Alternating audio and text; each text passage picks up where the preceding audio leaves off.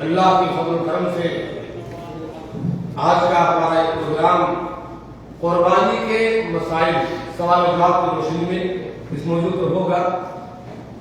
سوالات میں پیش کروں گا اور اس کے جوابات فضل الشیخ ریاض الدین فیضی حفظہ اللہ دیں گے۔ اصل میں لوگوں تک تبلیغ کا طریقہ، لوگوں تک اللہ کی باتیں پہنچانے کا اللہ کے نبی صلی اللہ علیہ وسلم سے کئی طریقے وارد ہیں۔ کئی بار تو آپ کی پوری تقریر کی ہے، کئی بار آپ نے صحابہ کرام سے خود سوالات کر کے ان سے جوابات لیے ہیں، کئی بار آپ نے کوئی اہم بات ہوتی تھی تو ڈائریکٹ نہ بتا کر کے سوال کرتے ہیں۔ تو جب سوال کیا جاتا ہے تو آدمی جب تک جواب نہیں سنتا تب تک خود اس کا جواب اپنے دل میں تیار کرتا ہے۔ اللہ کے نے سوال کیا بار صحابہ سے من المفلس، بتاؤ مفلس کون ہے؟ پھر آپ نے خود ہی جواب دیا۔ آپ نے سوال کیا ایک بار اتدرون من الغیبہ، تمہیں پتا ہے غیبت کس کو کہتے ہیں؟ پھر آپ نے خود ہی جواب دیا۔ تو پیارے نبی صلی اللہ علیہ وسلم کے اسی طریقے کی روشنی میں آج ہم بھی اپنا پروگرام سوال جواب کی شکل میں چلائیں گے۔ تو انشاءاللہ پروگرام شروع کرتے ہیں۔ آج ذو القعدہ کی 28 دو دن کے بعد ہم ذو الحجہ میں قدم رکھنے والے ہیں۔ تو اس سلسلے میں پہلا سوال، آج کا پہلا سوال یہ ہے کہ عشر ذو الحجہ کی کیا فضیلت ہے، اس کی کیا اہمیت ہے؟ السلام علیکم ورحمۃ اللہ وبرکاتہ۔ الحمدللہ رب العالمین والصلاۃ والسلام علی سید الانبیاء والمرسلین، اما بعد۔ اللہ رب العزت کی تعریف و توصیف کے بعد درود و سلام نازل ہو محمد رسول اللہ صلی اللہ علیہ وسلم۔ یہ حج کے ایام چل رہے ہیں، حاجی جوق در جوق اللہ کے گھر کی طرف آ رہے ہیں، اور عشر ذو الحجہ یعنی ذو الحجہ کی ابتدائی جو 10 دن ہے اس میں ہم داخل ہونے والے ہیں چند دن کے بعد، یعنی 2-3 دن کے بعد۔ ان ایام کی بڑی فضیلت ہے، میں مختصر 3-4 فضیلت آپ کو بتا دیتا ہوں۔ سب سے پہلی فضیلت یہ ہے کہ اللہ رب العالمین نے قسم کھائی ہے والفجر وليال عشر، کہ قسم فجر کی اور قسم 10 رات کی۔ تو جن چیزوں کی اللہ رب العالمین قسم کھا لیتا ہے اس کی اہمیت بڑھ جاتی ہے۔ جمہور علم کے یہاں ان 10 راتوں سے مراد ذو الحجہ کی ابتدائی 10 دنوں کی راتیں ہیں، اس لیے اس کی اہمیت بڑھ گئی۔ دوسری فضیلت یہ ہے کہ عشر ذو الحجہ جو ہے دنیا کے ایام میں سب سے زیادہ فضیلت والا دن ہے۔ دلیل حضرت جابر رضی اللہ تعالیٰ عنہ کی روایت کہ اللہ کے رسول صلی اللہ علیہ وسلم نے فرمایا کہ دنیا میں سب سے افضل ایام عشر ذو الحجہ ہے۔ پوچھا گیا اللہ کے رسول کیا جہاد بھی نہیں اس سے افضل ہے؟ کہا گیا کہ اللہ کے رسول نے فرمایا کہ جہاد بھی نہیں، کہ اللہ کی کوئی آدمی اللہ کے راستے میں نکلا ہو اس کا چہرہ غبارہ ہو۔ دوسری روایت میں ایسے ہی سوال اللہ کے رسول سے کیا گیا کہ کیا اللہ کے رسول جہاد بھی نہیں ہے جو اس سے زیادہ افضل عمل کوئی ہو؟ تو اللہ کے رسول صلی اللہ علیہ وسلم نے فرمایا کہ اللہ کی کوئی آدمی اپنی جان اور مال لے کر کے اللہ کے راستے میں نکلا ہو اور واپس نہ آیا ہو۔ یہ روایت سے بخاری کی ہے۔ تو یہ فضیلت اس لیے ہے کہ جہاد سے بھی زیادہ بڑھ کر ہے اگر اللہ کی کوئی شہید ہو جائے۔ اسی وجہ سے حافظ ابن حجر رحمہ اللہ نے فرمایا ہے کہ ان ایام کی فضیلت اس لیے بھی بڑھ جاتی ہے کہ ان ایام میں کئی ایک عبادتیں اکٹھی ہو جاتی ہیں، جیسے نماز، روزہ، صدقہ و خیرات، حج، قربانی، عرفہ کا دن، یہ ساری چیزیں انہی 10 ایام میں ہیں، اس لیے اس کی فضیلت بڑھ جاتی ہے۔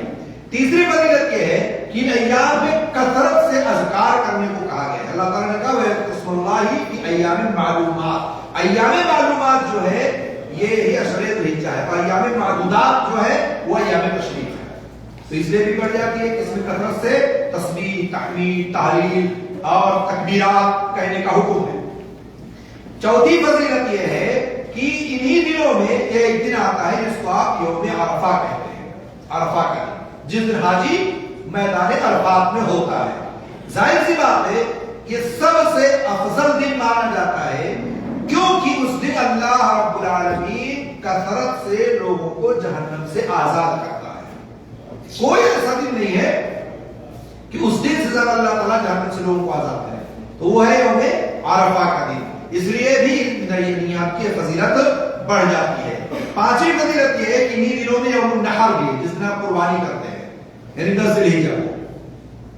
तो इसलिए भी चूंकि अल्लाह को ये बहुत महबूब चीज है कुर्बानी करना।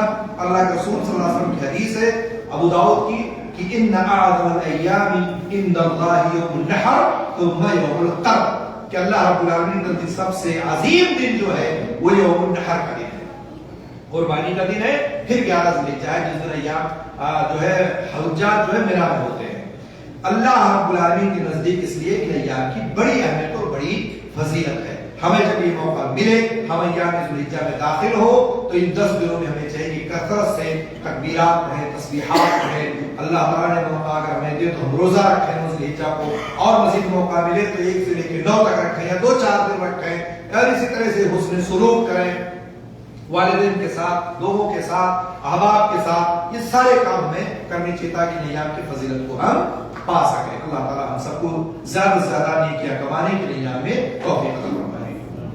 और मुख्तसर ये कि जिस तरीके से पूरे साल में सबसे अफजल रातें रमजान की आखिरी 10 रातें हैं, ऐसे ही पूरे साल में सबसे अफजल दिन ये 2 दिन के बाद जो शामिल है, ताकि रमजान के दिन भी इससे अफजल नहीं है। रमजान की आखिरी 10 रातें अफजल हैं, लेकिन दिनों के एतबार से पूरे साल में सबसे अफजल दिन ये ज़िलहिज्जा का है। दूसरा सवाल है जो साथी अक्सर करते हैं कि किसी के नाम से कुर्बानी करने के लिए क्या ये शर्त है कि उसका अकीका पहले हो चुका हो तभी उसके नाम की कुर्बानी होगी? ऐसी कोई शर्त नहीं है कि जब तक आपका अकीका ना हो जब तक आप कुर्बानी नहीं कर सकते। कुर्बानी एक अलग अमल है और अकीका एक अलग अमल है, दोनों अलग अलग चीज है।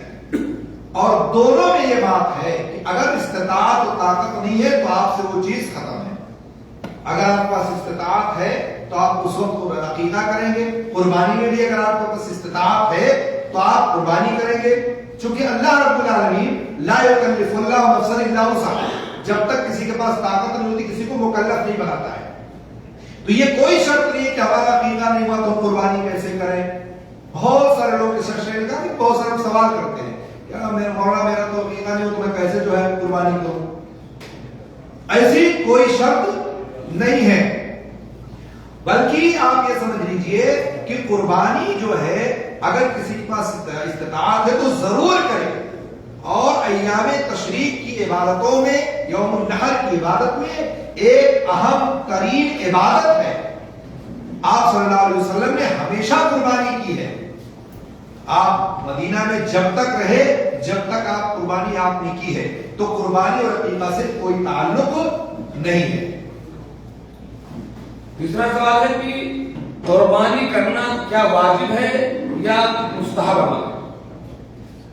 हाँ, लोगों के यहाँ मशहूर है ना कि कुर्बानी वाजिब है, कुछ लोग कहते हैं सुन्नत है। सही बात यह है कि अहले इल्म के सही कौल के मुताबिक कुर्बानी सुन्नत मुअक्कदा है। अगर इस्तिताअत है, माल की फराहमी है तो कुर्बानी करे वो, और अगर इस्तिताअत नहीं है तो उसका वो मुकल्लफ नहीं है। अल्लाह रब्बुल आलमीन उसके ऊपर जबरदस्ती नहीं ठोकता है, और अल्लाह ने खुद कहा ला युकल्लिफुल्लाहु नफ्सन इल्ला वुसअहा। इसलिए अगर पैसा है 1 करो 2 करो 4 करो, और अगर नहीं है तो आप उसके मुकल्लफ नहीं है। अच्छा जी, वाजिब नहीं है, वाजिब ना होने के बाद इस कुर्बानी की अहमियत और फजीलत क्या है? हाँ, कुर्बानी वाजिब तो नहीं है, लेकिन फजीलत क्या है इसकी? इसलिए कि कुर्बानी जब वाजिब नहीं है, सुन्नत मुअक्कदा है। अगर कोई शख्स इस्तिताअत रखने के बावजूद कुर्बानी ना करे, ताकत है, कुव्वत है, बकरा पाले हुए है, कर सकता है, लेकिन बकरा इसलिए बेच दिया कि पैसे ज्यादा मिल रहे कुर्बानी में, है ना, इसलिए बेच रहा है कि अभी पहले तो कुर्बानी के बाद हो सकता है 10,000 का मिले, कुर्बानी से पहले उसका 20 का मिले, तो पैसे की लालच में आकर के कुर्बानी का जो है बकरा बेच दिया, या और दीगर बहुत सारी चीजें ला करके अपने ऊपर सवार कर लिया कि ये काम है वो काम है इसलिए मैं नहीं करूंगा। लेकिन अल्लाह का रसूल सल्लल्लाहु अलैहि वसल्लम अगर इस्तिताअत है तो कुर्बानी वो जरूर करे, इसकी बड़ी फजीलत है, क्योंकि अल्लाह के रसूल सल्लल्लाहु अलैहि वसल्लम का फरमान है मन वजदा सअतन फलम युदही फला यक़रबन्ना मुसल्ला। मुसल्ला अहमद की रिवायत है, अल्लामा अलबानी ने इस हदीस को हसन कहा है। کہا کہ اگر کسی کے پاس استطاعت ہے اور قربانی نہ کرے وہ تو ہماری عیدگاہ کے قریب نہ آئے. کتنی بڑی بات اللہ کے رسول صلی اللہ علیہ وسلم نے فرما دی ہے. طاقت ہے وہ نہیں کر رہا تو ہماری عیدگاہ میں نہ آئے. اللہ کے رسول صلی اللہ علیہ وسلم نے کتنی سخت بات کی, اس لیے طاقت ہے تو قربانی ضرور کرے. کچھ روشن خیال لوگ آج تک نکلے کہتے ہیں جانوروں کو قربان کرنے کی, جان مارنے کی کیا ضرورت ہے, اتنا پیسہ صدقہ کر دیا جائے. تو کیا قربانی کے بدلے اگر کوئی اتنا پیسہ صدقہ کر دے تو کیا قربانی ہو جائے گی؟ قربانی کا جانور صدقہ کرنا ظاہر سی بات ہے, یہ بہت مسئلہ چلتا ہے, سوشل میڈیا پہ بھی چلتا ہے. ویسے بھی لوگ سوال کرتے ہیں مولانا ہمارا پڑوسی بیمار ہے, ہماری یہاں شادی ہے, بیاہ ہے, تو کیوں نہ قربانی کا پیسہ اسی کو دے دیں تاکہ اس کا کام چل جائے. قربانی تو ہر سال ہم کرتے ہیں, ہے نا, اور قربانی تو بہت لوگ کرتے ہیں. اور اسی طرح سے اہل کفر کے بھی باتوں میں ہاں میں ہاں ملانے لگتے ہیں کہ بھائی کیا ضرورت ہے خون بہانے کی, جانور ذبح کرنے کی. اس لیے جو ہے کیا قربانی افضل ہے یا اس کی قیمت کو لے کر کے دے کر کے صدقہ کر دینا افضل ہے. یہ آپ کو معلوم ہونا چاہیے کہ قربانی کرنا, اس کے گوشت کو تقسیم کرنا, کھانا زیادہ افضل ہے بنسبت صدقہ کرنے کے. کیوں؟ کیونکہ قربانی کا مقصد ہوتا ہے اللہ رب العالمین کا تقرب حاصل کرنا, اور اللہ رب العالمین نے ارشاد فرمایا ہے لن ينال الله لحومها ولا دماؤها ولكن ينال التقوى منكم. اللہ رب العالمین کو تمہاری قربانی کا گوشت, پوست, ہڈی, چمڑا یہ سب نہیں پہنچتا ہے. کیا پہنچتا ہے؟ تمہارے دل کا تقوی پہنچتا ہے. کتنے مخلص اس قربانی میں. ہو سکتا ہے جو صدقہ کر رہے ہو اس میں ریاکاری ہو, اور ریاکاری ہی کے لیے لوگ یہ کام کرتے ہو کہتے ہیں. مقصد ہاں یہ نہیں کہ قربانی کا پیسہ صدقہ کر دے, مقصد باہر دکھلاوا ہے. تو اللہ تعالیٰ دکھلاوے کو نہیں پسند کرتا ہے, ریاکاری نہیں چل رہا. کیا چاہیے؟ خلوص, اپنے آپ میں مخلص ہو, اپنے کام میں اخلاص ہو. اس لیے جو ہے قربانی کرنا افضل ہے نہ کہ اس کے پیسے کو صدقہ کرنا. اگر صدقہ کرتے رہے تو اسلام میں ایک شعار, ایک ظاہر شعار مسلمانوں کا ہے وہ ختم ہو جائے گا, اور اسلام چاہتا ہے کہ باقاعدہ اس کے شعار کو ظاہر کیا جائے, اس کی تعظیم کی جائے. پانچواں سوال ہے کیا قربانی کے لیے نصاب کی شرط ہے؟ کئی لوگ یہ کہتے ہیں بھائی اگر زکات اس کے اوپر واجب نہیں ہے تو اس کے اوپر قربانی بھی واجب نہیں, تو کیا زکات کا نصاب والا ہونا ضروری قربانی کے لیے؟ قربانی کے لیے نصاب کا ہونا ضروری نہیں ہے, شرط نہیں ہے. زکات ایک الگ مسئلہ ہے اور قربانی کا الگ مسئلہ ہے, دونوں کے الگ الگ معاملے ہیں. نصاب کے لیے شرط ہے, یعنی زکات دینے کی شرط ہے کہ آپ کے مال نصاب تک پہنچے, اس پر سال گزرے. قربانی کا معاملہ کیا ہے کہ آپ کے پاس رمضان میں پیسے نہیں تھے اور حج قربانی سے آپ کے پاس بہت سارے پیسے آ گئے, تو ضروری تھوڑی کہ نصاب ابھی پہنچے, تو سال ہوگا تب نصاب پہنچے گا. اس لیے قربانی کے لیے نصاب کوئی شرط نہیں ہے. جب آپ کے پاس استطاعت ہو, طاقت ہو, تو آپ قربانی کر سکتے ہیں. اس میں کوئی جس طرح عقیدہ اور قربانی کا کوئی معاملہ نہیں ہے, ایسے ہی نصاب اور زکات اور اسی طرح سے قربانی کا بھی کوئی معاملہ نہیں, سب الگ الگ معاملہ ہے. اگر فوری طور پر آپ کے پاس پیسہ نہیں ہے, پیسہ بعد میں آئے گا, سیلری بعد میں آئے گی, یا پیسہ کسی جگہ پر بعد میں ملے گا, تو کیا ایسا آدمی قرض لے کر کے قربانی کر سکتا ہے, یا ایسا آدمی قرض لے کر کے حج کر سکتا ہے یا نہیں؟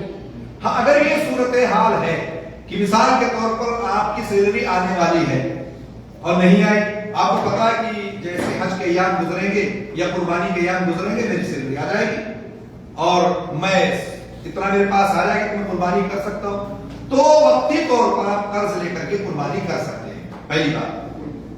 دوسری بات, آپ اتنے زیادہ مقروض ہیں کہ آپ کے پاس ہے ہی نہیں, اور جو آئے گا پیسہ یا سیلری وہ بھی قرضہ ہی دے دے مجھے, تو آپ کے لیے ضروری نہیں ہے کہ آپ قرضہ لیں پھر قربانی کریں, چونکہ آپ مکلف نہیں. پہلا کام کیا ہے؟ قرضہ دینا, چونکہ قربانی واجب نہیں ہے, سنت ہے. اور قرض جو آپ نے لے رکھا ہے اور جب سے آپ لے رکھا ہو مطالبہ بھی کرنا آپ سے, اس لیے پہلے آپ قرض کو ادا کریں.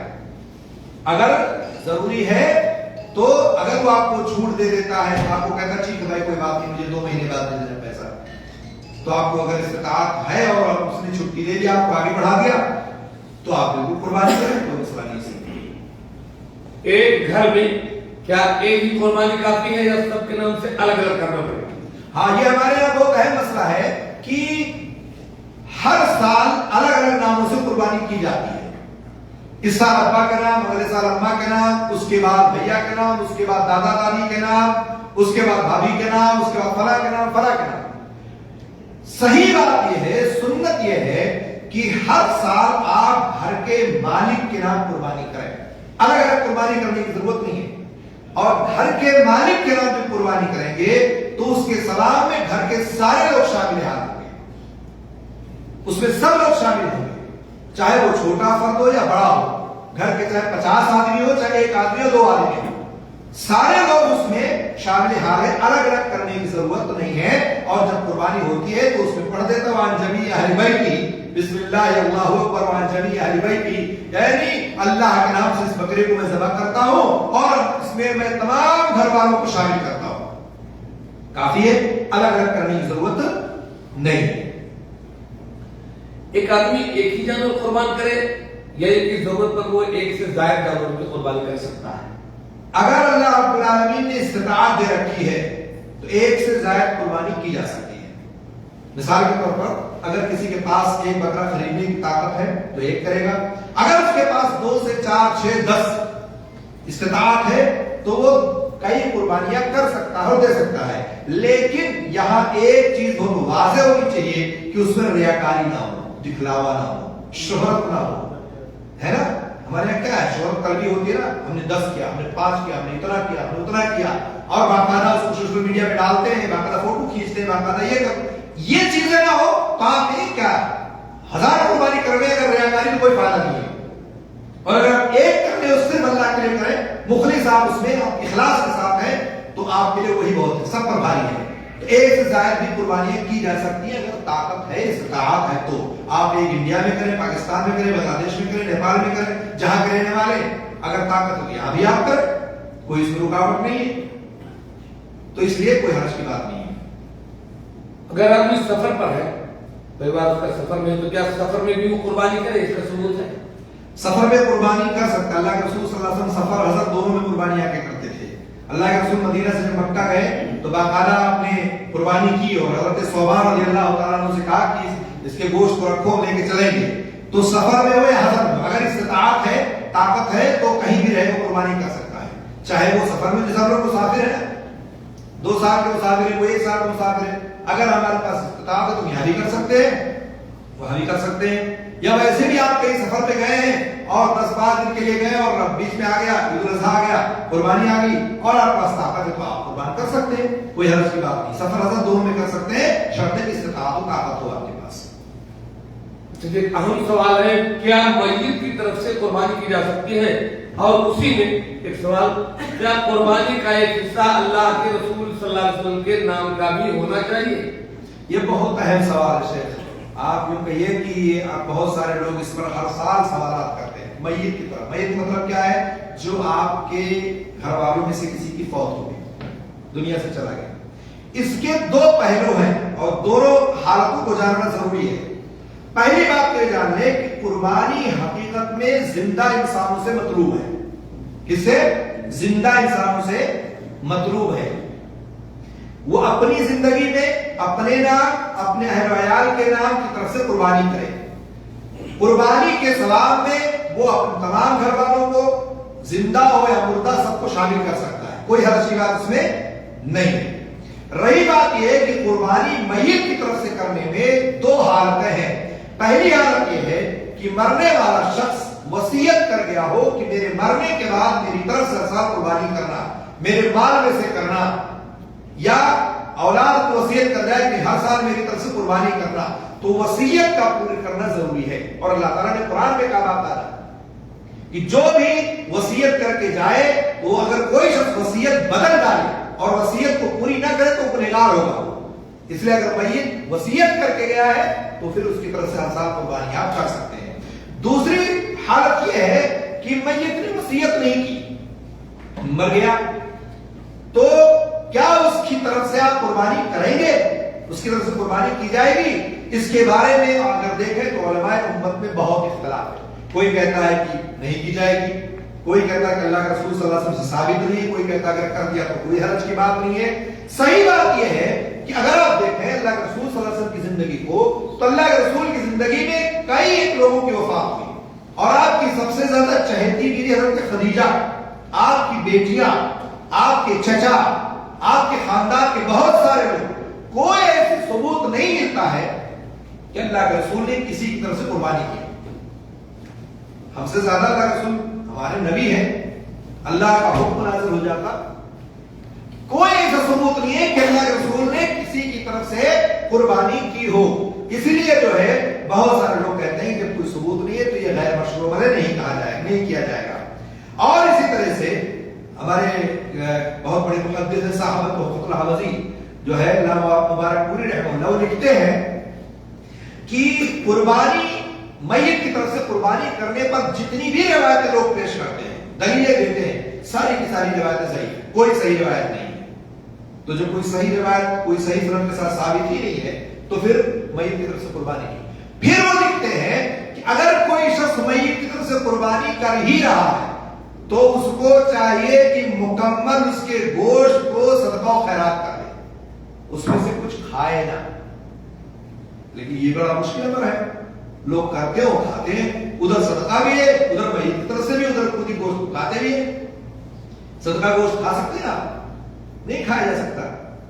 تو اس لیے لکھتے ہیں کہ قربانی جو ہے کہ یہ دونوں حالتوں کو ساتھ دو۔ بات یہ ہوئی کہ میت کی طرف سے قربانی نہیں ہے، جو آپ قربانی کر رہے ہیں اس میں زندہ مردہ سب کو ثواب میں شامل کرتے ہیں، الگ سے نہیں۔ اسی میں اللہ کے رسول سے جو شک آئی ہے کہ کیا اللہ کے رسول صلی اللہ علیہ وسلم کی طرف سے قربانی کی جا سکتی ہے، اس کی بھی کوئی دلیل نہیں ہے۔ اللہ کے رسول صلی اللہ علیہ وسلم کی طرف سے نماز، نہ روزہ، نہ حج، نہ عمرہ، نہ اس طرح سے قربانی، کوئی ایسا عمل نہیں، اور اللہ کے رسول نے حکم دیا ہے۔ اللہ کے رسول صلی اللہ علیہ وسلم تو ہمارے نبی ہیں اور آپ کے اگلے پچھلے سارے گناہ معاف ہیں، وہ ہمارے رہبر و رہنما ہیں۔ اگر ایسی کوئی بات ہوتی تو ضرور کرتے۔ ایک روایت حضرت علی رضی اللہ تعالیٰ عنہ کی پیش کی جاتی ہے کہ حضرت علی نے اللہ کے رسول کی طرف سے قربانی کی ہے، وہ بھی روایت صحیح نہیں ہے، وہ بھی درست نہیں ہے۔ تو یہ بیانہ کہ اللہ کے رسول کی طرف سے قربانی کرنا، یا اگر ہم گائے میں یا اونٹ میں حصہ لے رہے ہیں تو اسی طرح سے اس میں سے ایک حصہ نبی کے نام ہم کر دیتے ہیں، یا ہمارے پاس 2-3 بکرے ہیں، ایک بکرا نبی کے نام ہے، باقی آپ اپنے گھر والوں کے نام کر رہے ہیں، ایسی کوئی روایت کوئی دلیل نہیں ملتی ہے۔ آپ کے قربانی کے محتاج ہمارے نبی کریم صلی اللہ علیہ وسلم نہیں ہے، یہ محتاج ہے، ہماری قربانی کے محتاج ہے، ہماری قربانی کے ہماری نماز کے محتاج ہے نہیں ہے۔ اس لیے آپ کو جو حکم دیا گیا شریعت کی جس چیز کو بتلائی وہی عمل کیجئے، اس سے زیادہ کرنے کی ضرورت نہیں ہے۔ جو شخص قربانی کا ارادہ کر لے تو عشرے ذی الحجہ میں اس کے اوپر کیا پابندی عائد ہوتی ہے، اور کیا وہ پابندی صرف اسی آدمی کے لیے ہے جو قربانی کا مالک ہے، یا اس پابندی پورے گھر والوں کے لیے؟ ایک بات۔ اور اسی میں تیسرا سوال یہ کہ وہ پابندی کیا واجب ہے، اگر پابندی توڑ دیا تو گنہگار ہوگا، یا بس مستحب اور سنت ہے کہ پابندی کر لے تو ثواب ہے، نہیں کر سکا تو گنہگار ہے؟ اگر کوئی شخص قربانی کرنے کا ارادہ رکھتا ہے تو اس کو چاہیے کہ ذی الحجہ کا چاند دیکھنے سے لے کر اور قربانی کرنے تک اپنے بال اور ناخن کو نہ کرے۔ دلیل کیا ہے؟ صحیح مسلم کی روایت ہے، اللہ کے رسول صلی اللہ علیہ وسلم نے فرمایا من کان له ذبح یذبح فإنه حلال ذی الحجہ، کہا کہ جس شخص کے پاس ذبح کرنے کے لیے جانور موجود ہو اور قربانی کا ارادہ رکھتا ہو تو ذی الحجہ کا چاند نظر آنے سے یعنی طلوع ہونے سے لے کر کے قربانی کرنے تک بال اور ناخن کو نہ کاٹے۔ فلا یأخذن من شعری ولا من اظفاری شیئا، نہ بال اور نہ ناخن۔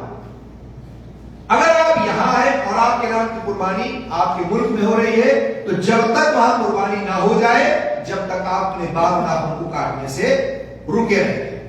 یہ پہلی بات ہو گئی۔ دوسری بات یہ ہے کہ اگر قربانی کرنے والا شخص جہالت کی بنا پر، لاعلمی کی بنا پر اس نے اپنے بال اور ناخن کو کاٹ لیا، نہیں معلوم تھا، تو اس پر کوئی کفارہ نہیں ہے، کوئی گناہ نہیں ہے، البتہ اس کو چاہیے کہ جیسے پتہ چلے رک جائے اور اللہ رب العالمین سے توبہ استغفار کرے، اس میں کوئی کفارہ نہیں ہے، اس لیے اس کو چاہیے کہ کرے۔ تیسری شرط اس میں یہ ہے کہ کیا پورے گھر والے قربانی کرنے سے یعنی بال اور ناخن کاٹنے سے رکے رہیں گے؟ اگر مال مشترکہ ہے اور پورے گھر والوں کی طرف سے قربانی ہو رہی ہے، ایک گھر میں 10 افراد ہیں اور ایک مالک کے نام قربانی ہو رہی ہے، तो बहुत सारे उलमा कहते हैं कि सारे घर वाले रुके रहे, और कुछ लोग कहते हैं कि पाबंदी उस शख्स पर है जिसकी तरफ से कुर्बानी की जा रही है, यानी जो मालिक है उसकी तरफ से है। तो इस तरह से आप इसमें सही बात यह है कि पाबंदी तो यकीनन उसी पर है जिसके नाम पर कुर्बानी की जा रही है, लेकिन अगर घर वाले भी रुके रहते तब भी कोई हर्ज की बात नहीं है। अच्छा जी, अल्लाह के नबी सल्लल्लाहु अलैहि वसल्लम से किन किन जानवरों की कुर्बानी साबित है? अल्लाह के रसूल सल्लल्लाहु अलैहि वसल्लम से कुर्बानी कुरान में अल्लाह ताला ने जिक्र किया है ना, 4 किस्म के जानवर की कुर्बानी।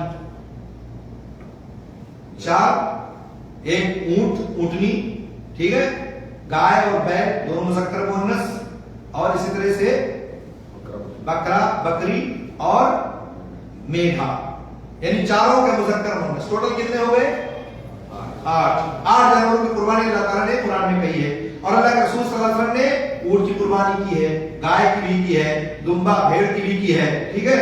इस तरह से ये जानवर अगर आपको मिलते हैं तो आप इन जानवरों में से जिसकी आप ताकत रखते हैं उसकी कुर्बानी करें, और अल्लाह के रसूल सल्लल्लाहु अलैहि वसल्लम ने किया है, इसलिए जो आपके पास इस्ताअत हो उसकी कुर्बानी करें। लेकिन यहां ये याद रहे कि अगर किसी भी तरह की मसाइल हो आपके मुल्कों में तो उन जानवरों की कुर्बानी करने से एहतियात करें जिससे लोग फितने में मुब्तला हो जाए, जिससे लोग परेशानी में मुब्तला हो जाए। मान लीजिए हमारे मुल्कों में जैसे गाय की कुर्बानी है, अगर आप करते हैं तो पूरा गांव आपका लूटा जा सकता है, अगर आप करते हैं तो आपके साथ मसाइल पैदा हो सकते हैं, आपकी वजह से पूरा का पूरा इलाका जो है तहस-नहस हो सकता है। तो बिना वजह ऐसी मसले में ना पड़े जिसकी वजह से आपकी वजह से कुर्बानी की वजह से आप जो है दूसरों के लिए मुसीबत बन जाए। अल्लाह ताला ने आपको दूसरे और रास्ते पैदा कर दिए हैं कि आप बकरा कर लो, बकरी कर लो, आप मेढा कर लो, है 9 महीने 1 साल का भेड़ कर लो, नहीं है तो कुछ मत करो। अल्लाह ताला ने मुकल्लफ ही नहीं किया आपको,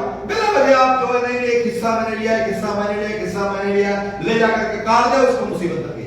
तो ऐसी चीजों से भी परहेज करना चाहिए।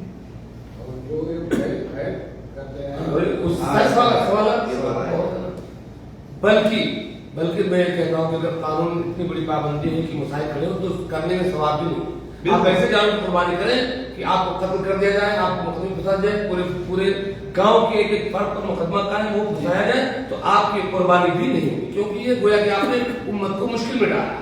और जो है अल्लाह के रसूल ने फरमाया यस्सिरु वला तुअस्सिरु, आसानी पैदा करो, मुश्किल में न डालो।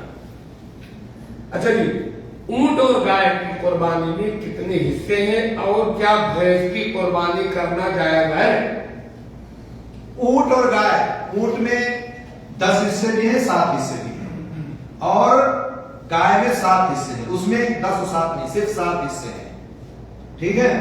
और भैंस की कुर्बानी के ताल्लुक से जो है, देखिए कुरान और हदीस में कोई ऐसी सराहत मौजूद नहीं है कि भैंस की कुर्बानी की जाए, ठीक है। बहुत सारे इख्तिलाफ है लोगों के, बहुत सारे ऐसे मसाइल हैं, बहुत सारे उलमाए उम्मत ने इस पे बहस किया है, लेकिन भैंस की कुर्बानी की कोई दलील नहीं मिलती है।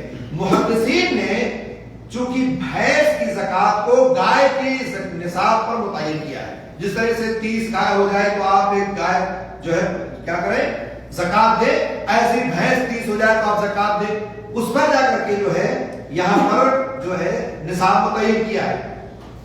बाद उलमा ने भैंस की कुर्बानी को गाय पर कयास करते हुए कुर्बानी को जायज करार दिया है कि गाय भी भैंस भी गाय की नस्ल है, उसी जैसी है, हालांकि उसी जैसे नहीं है, बहुत फर्क है। गाय पर पानी में नहीं रह सकती, भैंस पानी में रह सकती, वो गोरी है, वो काली है, और बहुत सारे फर्क हैं। इसके साथ साथ बाद लोगों ने भैंस की कुर्बानी से मना फरमाया है, क्यों? क्योंकि ये बहीमतुल अनआम में नहीं आता, खारिज है। जो लोग कुर्बानी भैंस की करते हैं उनको चाहिए कि भैंस की कुर्बानी न करके उन जानवरों की कुर्बानी करें जो हमारे लिए वाज़ेह दलीलें मौजूद है, उसका बदल मौजूद है। शुबहे वाली शक वाली बात क्यों करें? शुबहे वाली बात फला कह रहा होगा, फला कह रहा नहीं होगा, फला कह रहा हो जाएगा, अरे उसका बदल अल्लाह ताला ने आपको दे रखा है, तो इसलिए शुबहे वाली इबादत नहीं होनी चाहिए। दूसरी बात, अगर ऐसे ही लोग भैंस को गाय की तरह मारने लगे और मानते रहे तो एक दिन आएगा कि अपने मुल्कों में जिस तरह गाय काटने पर पाबंदी है, भैंस के काटने पर भी पाबंदी लग जाएगी। क्यों? कहेंगे भैया तुम ही लोग तो कह रहे हो कि गाय जैसी है, तुम ये लोग तो कह रहे हो कि गाय जैसी, इसलिए भैंस मत काटो।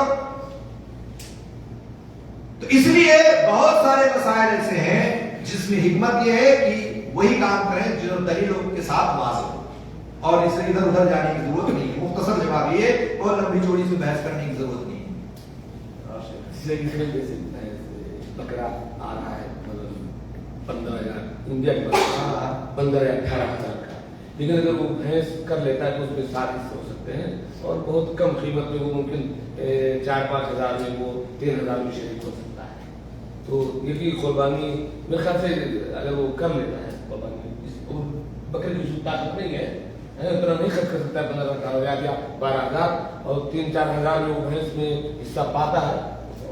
तो ये मतलब ये कि ये तो मतलब ये कि इख्तिलाफी मसला मैंने पहले बताया। हाँ, जैसे बहुत सारे लोग कहते हैं कर सकते हैं, बहुत सारे लोग कहते हैं नहीं कर सकते, बहुत सारे लोग बहीमतुल नाम से खारिज करते हैं, बहुत सारे लोग ऊंट क्या नाम है गाय और भैंस को एक नहीं मानते, कुछ लोग मानते इसलिए करते हैं।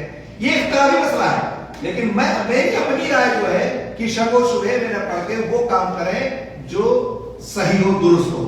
अगर ताकत नहीं है तो बिना वजह ना भी करेंगे तब भी आप मुकल्लफ नहीं उसके। चलिए, एक सवाल जो बहुत सारे लोग ना वो कड़ी करते हैं, खसी जानवर नहीं करते, कहते आपने उसको खुशियां काट दिया, वो जो है ऐबदार हो गया तो उसकी कुर्बानी जायज नहीं, तो क्या वाकई खसी जानवर की कुर्बानी दुरुस्त है कि नहीं? हाँ, ये लोग सवाल करते हैं कि आप कहते हैं कि कुर्बानी का जानवर आयब से पाक होना चाहिए, और आपने जब उसको खसी कर दिया तो ऐबदार हो गया, तो आपके पास क्या दलील है इसकी? अल्लाह के रसूल सल्लल्लाहु अलैहि वसल्लम ने खसी जानवर की कुर्बानी की है। दलील अबू दाऊद की रिवायत है, अल्लाह के रसूल सल्लल्लाहु अलैहि वसल्लम की हदीस है, ज़बह नबी सल्लल्लाहु अलैहि वसल्लम यौम ज़ब्ह कबशैनी अमलहैनी मौजूअैनी। अल्लाह के रसूल सल्लल्लाहु अलैहि वसल्लम ने कुर्बानी के दिन 2 खसी जानवरों की कुर्बानी की है। और अल्लामा इब्न तैमिय्या रहमहुल्लाह अपनी किताब में अशरुल मुमते में लिखते हैं कि खसी जानवर की कुर्बानी अफजल है बनिस्बत बगैर खसी की, क्योंकि उसका गोश्त उम्दा होता है, जो खसी जानवर होता है उसके गोश्त में बदबू नहीं होता है, उसके गोश्त में लज्जत होती है, खा सकते हैं। और ना अगर आप खसी जानवर ना करें तो आप जिस घर में लाएंगे पूरा घर महक जाएगा, उसके गोश्त रग रग में महक होती है।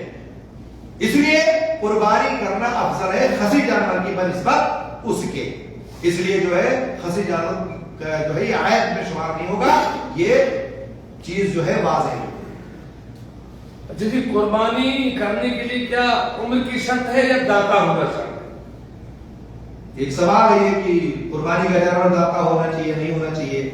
अल्लाह के रसूल सल्लल्लाहु अलैहि वसल्लम की हदीस है ना, ला तज़बहू इल्ला मुसिन्ना इल्ला युसअलैकुम फतबहू जुज़अतुम मिन अज़ाब।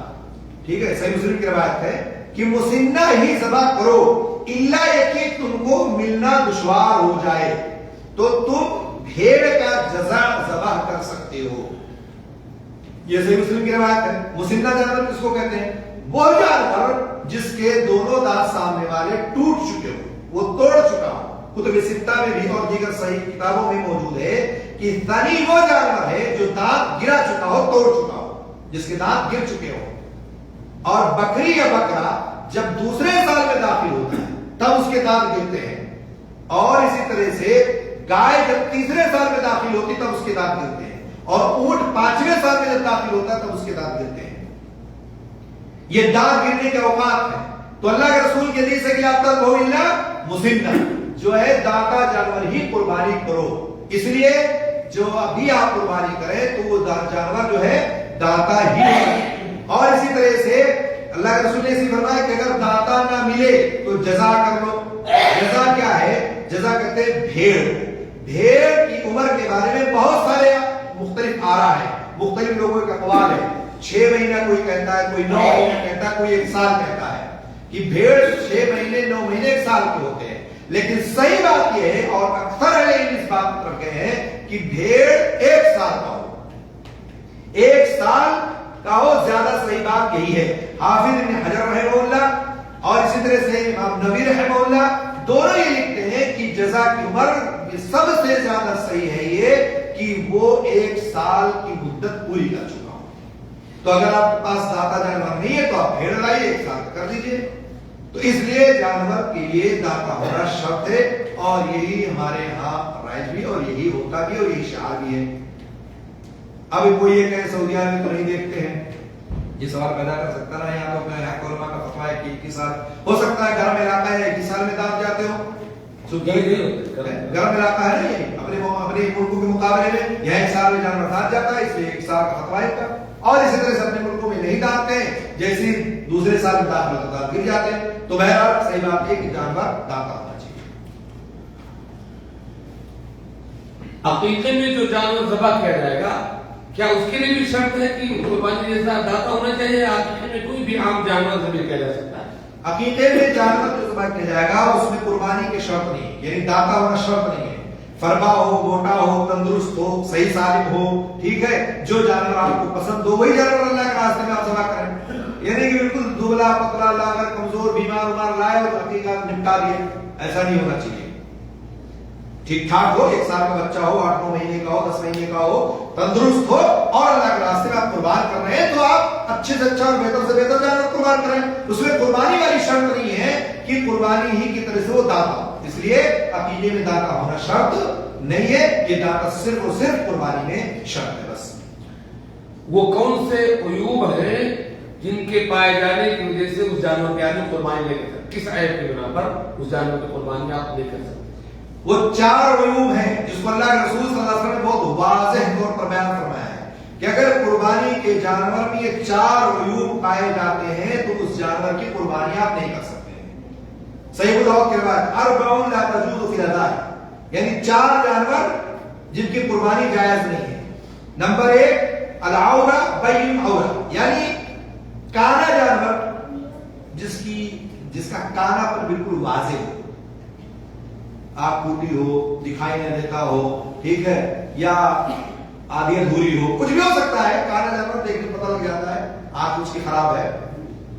اور اسی طرح سے کہا کہ مریض بین مرضى، یعنی مریض بیمار جس کی بیماری بالکل واضح ہو کہ بیمار ہے، خارش زدہ ہے یا اور کوئی بیماری اس کو لگی ہوئی ہے، تو ایسا مریض جانور جس کا مرض ظاہر ہے اس کی قربانی آپ نہیں کر سکتے ہیں.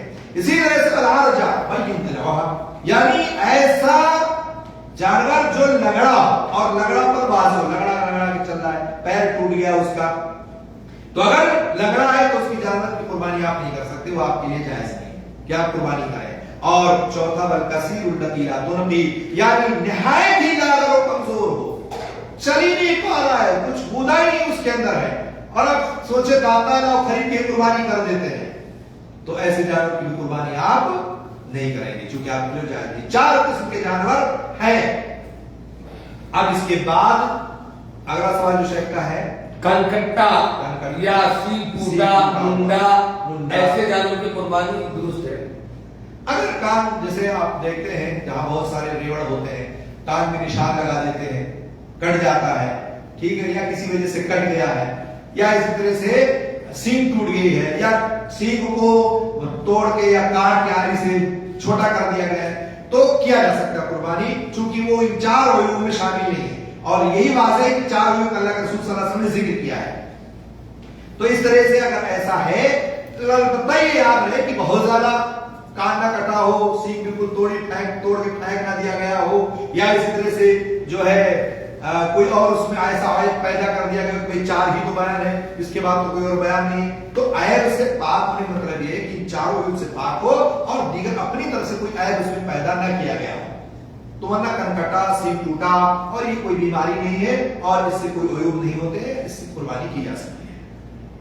قربانی کا جانور خریدنے کے بعد یا اگر گھر پر ہے تو قربانی متعین کر لینے کے بعد اگر اس جانور میں کوئی عیب پیدا ہو جائے، مثلا آنکھ پھوٹ جائے، پیر ٹوٹ جائے یا کوئی پریشانی پیدا ہو جائے تو کیا اس جانور کی قربانی آدمی کر سکتا ہے؟ بہت ہی اہم سوال ہے اور اکثر ایسا ہوتا ہے. کچھ علماء کہتے ہیں کہ نبی کریم صلی اللہ علیہ وسلم کا واضح حکم ہے کہ عیب دار جانور کی قربانی نہیں ہوگی، لہذا وہ عیب سے پہلے، عیب اس کا پہلے ہو یا خریدنے کے بعد ہو، اس جانور کی قربانی نہیں ہو سکتی. یہ کچھ لوگوں کو کہنا ہے. لیکن جب ہم صحابی رسول کے اور سلف کے اقوال کو دیکھتے ہیں تو بات کچھ اور واضح ہوتی ہے. جب انسان قربانی کا جانور متعین کر دے کہ یہ قربانی کا بکرا میں خرید کے لایا یا میں پالے ہوئے ہوں اور اس کو قربانی کروں گا، اس نے کیا کر دیا؟ متعین کر دیا یا خرید کر لے کر کے آیا، پھر اس نے بغیر کسی کمی و کوتاہی کے خود بخود ہی کوئی عیب بن گیا، کوئی عیب پیدا ہو گیا، اور قربانی تو اسے قربانی کے وقت ذبح کیا جائے گا، اس کی قربانی ہو جائے گی. ٹھیک ہے، پہلی بات.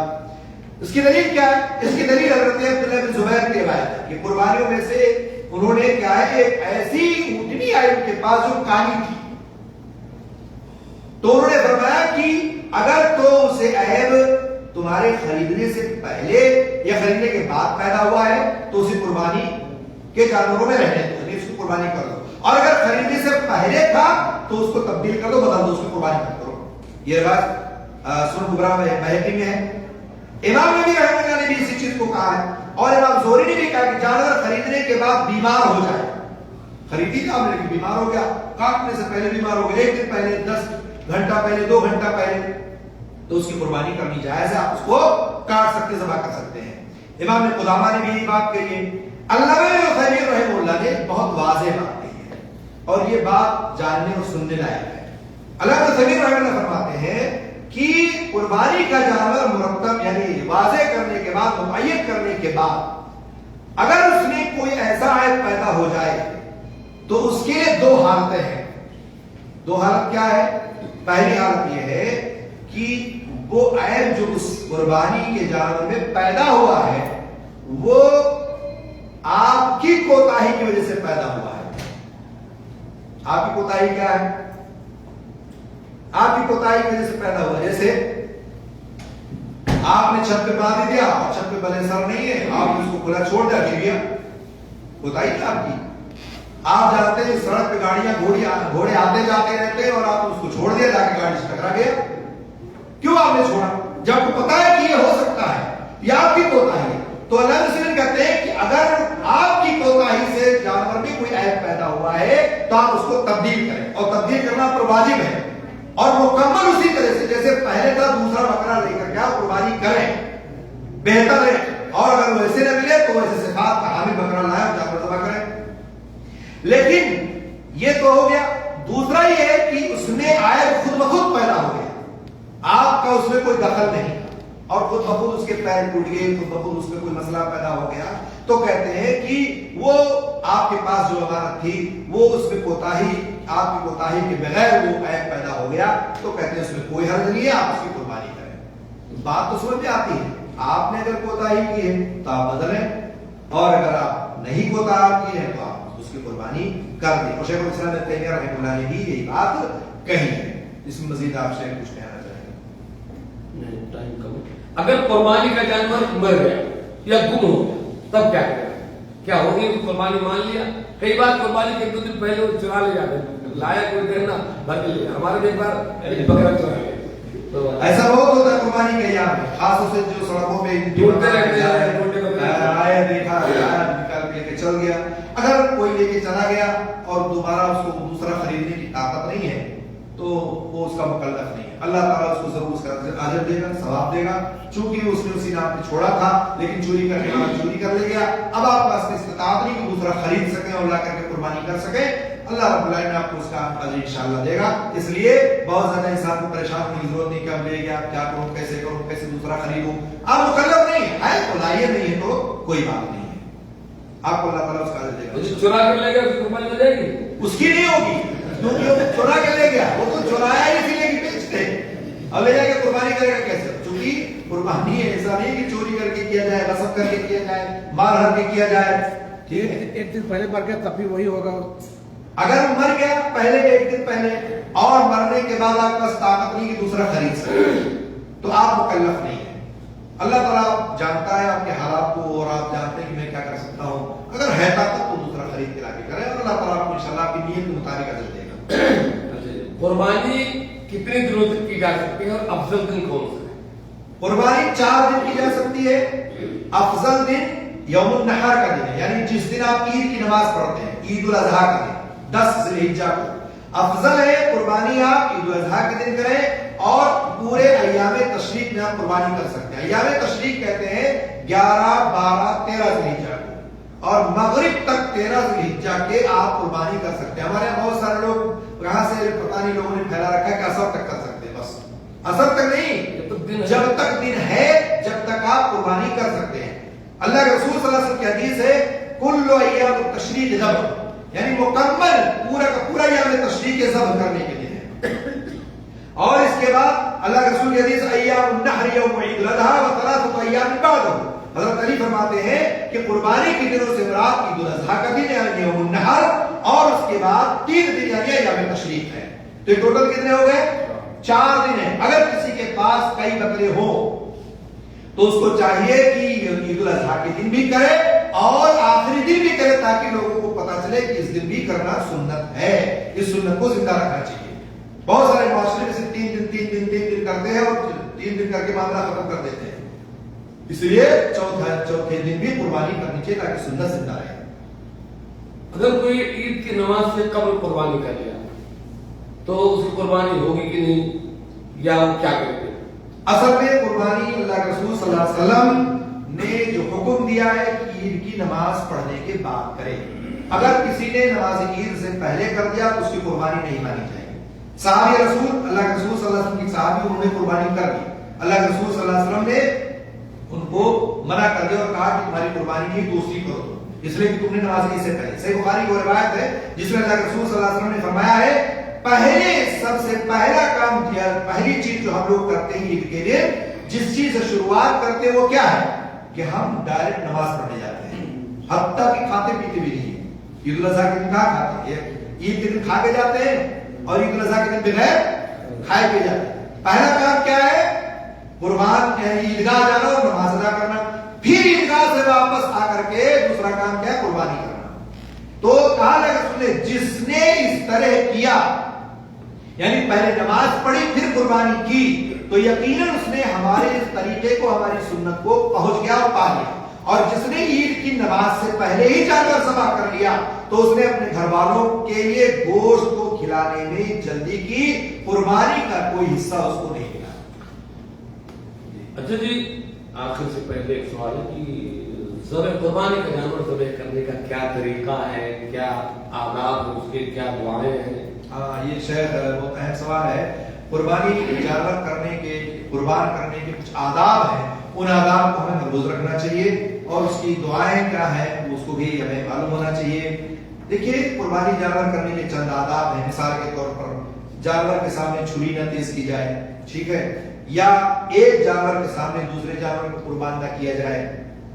اسی طرح سے جانور کو ذبح کرنے کی جگہ پر گھسیٹ کر نہ لایا جائے، سنگ دلی سے نہ لایا جائے. اسی طرح سے ذبح کرنے والے پر ہر وہ کام حرام ہے جس سے جانور کو اس کی جان نکلنے میں تکلیف ہوتی ہو. اسی طرح سے جس چھری سے آپ ذبح کر رہے ہیں وہ چھری تیز ہو اور گردن پر تیزی سے چلایا جائے. بہت رگڑ رہے کٹھیلی علاج ہے، دیکھا نہیں آپ نے بہت لوگوں کو، چھری نہیں چل رہی ہے، بیچارے کی جان تڑپ رہی ہے. اسی طرح سے جانور کو قبلہ رخ کر کے آپ کاٹیں گے، ٹھیک ہے. جانور کو ذبح کرنے کے لیے آپ بسم اللہ اللہ اکبر اللہم ھذا منک ولک کہہ کر کے ذبح کر سکتے ہیں.